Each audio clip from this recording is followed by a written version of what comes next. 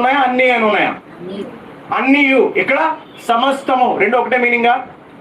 ఇప్పుడు సమస్తం జరగాలంటే ఆయన అంటున్నాడు, జరిగించే ఆయన, రే నా కొడుకునే ఇచ్చాను, నీకేం కావాలని ఇస్తా, సమస్తాన్ని ఇస్తా.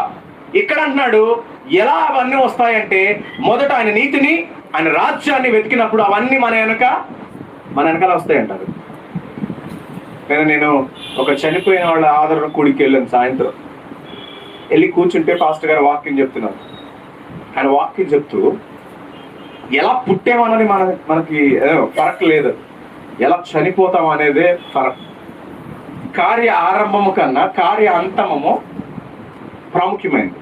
మా పిల్లలకి ఎప్పుడు చెప్తా ఉంటాం, వాళ్ళకి బోరు కొట్టినా చెప్తానే ఉంటాం. బైబిల్ చదివామంటే చదవలేదు, ప్రార్థన చేసామంటే ఇలా చెప్పి నాకు నొప్పి వస్తుంది నోరు. నేను అంటున్నాను చూడండి, ఈ రాత్రి ఏసై వస్తే ఏసయ్య ఏం చేస్తాడో నిన్ను అర్థం